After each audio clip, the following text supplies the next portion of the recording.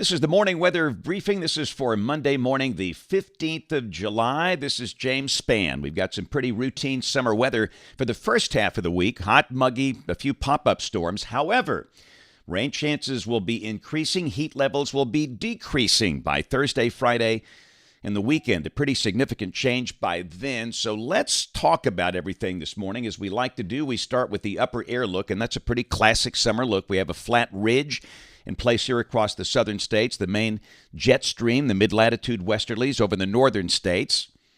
We'll check the radar this morning, and if you look really carefully on that map, you'll see a couple of showers around Lincoln between Pell City and Anniston.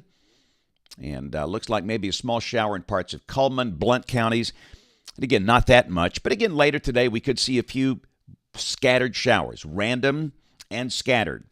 For a lot of places, no rain. Some spots could see a downpour. Classic, again, summer conditions. We're mostly in the 70s across Alabama to start today. Mid to upper 70s in most spots. We're expecting highs in the 90s. And the higher dew points will be over the southern half of the state. And again, you see the orange on this map. That's a heat advisory. And we talk about this a lot in summer. For example, if you go from, let's say, Hale County in Greensboro and you drive to Tuscaloosa, you won't notice any difference in the heat. Everybody's going to be in the 90s today. But the dew points are a little higher over southwest Alabama. That's where the heat index might hit 105. That's a Weather Service criteria type thing. And heat advisories cover much of the nation's midsection and parts of the Atlantic coast. Today we have an enhanced risk of severe storms around Chicago. From near Des Moines over to Chicago and parts of western Indiana, the broader risk runs from the Great Plains into the northeast United States. Tomorrow, again, a risk of severe storms from near Denver up into parts of New England. And on day 3, which is Wednesday, got a marginal risk over the northeast United States and also parts of the western high plains. Check rain for the next 7 days. The numbers are coming up. And for a state that is relatively parched, that's a good thing. And understand, these maps are kind of hard to draw in the summer because rain distribution is always uneven here. You might pick up an inch of rain down the street. They might see 2 or 3 inches of rain. Some people not that much. But on an average basis, rain amounts between 1 and 2 inches for much of the state between now and Monday of next week. The higher rain coverage will begin later this week, Thursday, Friday, and over the weekend. And that's not to say it's just going to rain all weekend long. It doesn't do that here unless there's a tropical system involved. But certainly a chance of some beneficial rain. And again, the latest drought monitor shows that we do need that rain, especially for the northern half of the state. Tropics, I got nothing for you today. Nothing. That's the 2-day outlook. This is the 7-day outlook. And again, this is the visible satellite view. The sun is coming up out there in that MDR, the main development region of the Atlantic, and you can see the shades of brown. That is a huge volume of dust, the Saharan air layer coming off the African continent. And that extends all the way across much of the Atlantic into the Gulf of Mexico. We've seen some very brilliant sunsets over Florida and even parts of South Texas because of that dust. And again, things will stay calm most likely for the rest of July. But August and September are coming. We got a long way to go this hurricane season. So model fans, let's go. The GFS. This is the 06Z run, valid today at 4. And again, there's ridging across the Deep South. And the GFS not showing much in the way of afternoon convection. And the same thing for the high-resolution HRRR. Both of these models not bullish on many spots getting rain today. But I will say they have not done well. For example, yesterday they kind of looked like this, and we had some really decent downpours. So we'll mention the chance of a few isolated showers and thunderstorms later today. Highs should be in the 90s. And the same thing tomorrow. Partly sunny, highs mostly mid-90s. Chance of a few pop-up storms. Now, Wednesday, we should begin to see an increase in the number of showers and thunderstorms, with the air aloft being a little colder, the air being a little more unstable, highs low to mid-90s.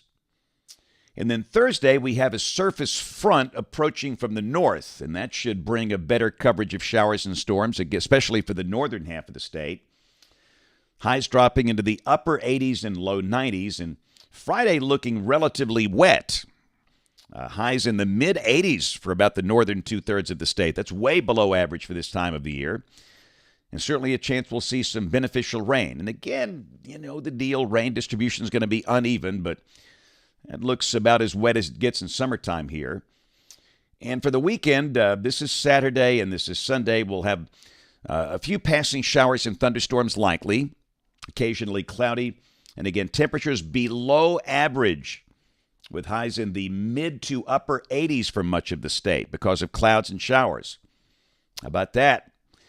Here's a week from today. This is Monday, July 22nd. Look at the trough west of the state. And again, even though you're not seeing much here, that should lead to at least scattered to numerous showers and thunderstorms.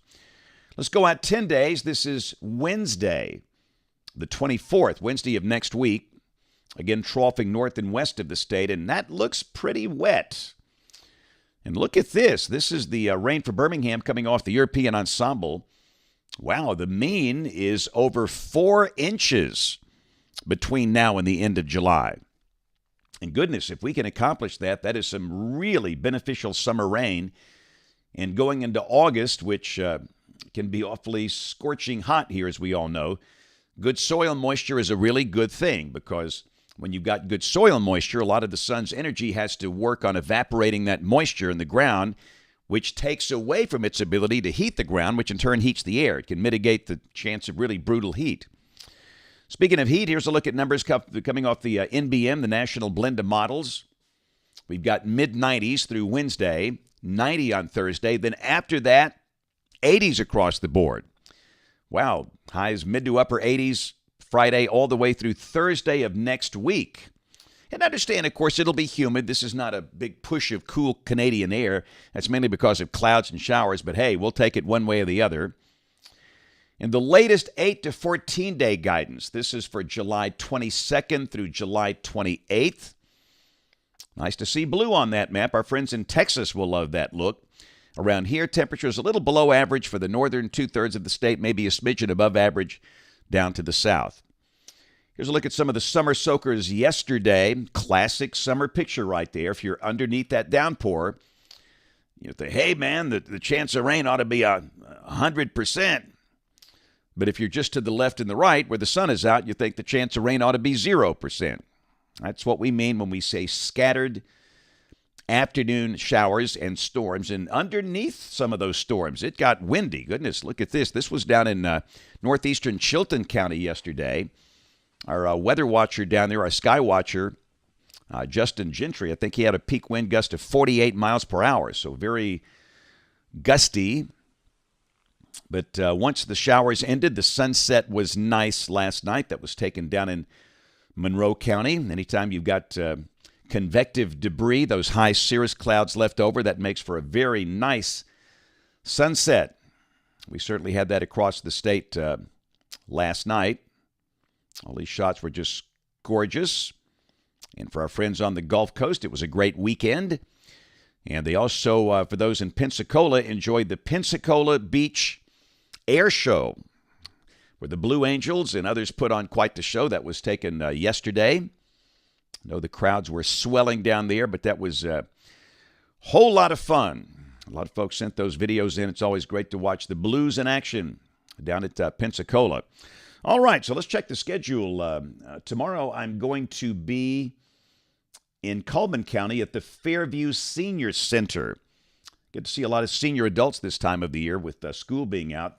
Wednesday, I'll be at the Fairhaven Retirement Community over on Montclair Road in Birmingham. On Thursday, I'm doing a program at Canterbury United Methodist Church in Mountain Brook, and then a program at Liberty Church for the volunteers in Grace Klein Ministry. That is a great ministry. They do some amazing work for those with food instability.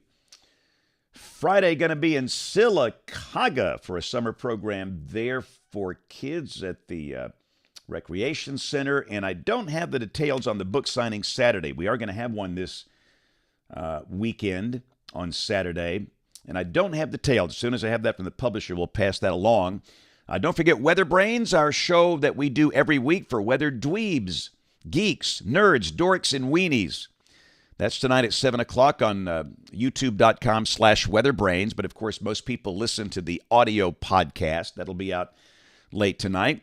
And, of course, we invite you to watch us on television this evening, ABC 3340 News at 4, 5, 6, and 10 o'clock. Thanks for watching. Have a great Monday, and God bless.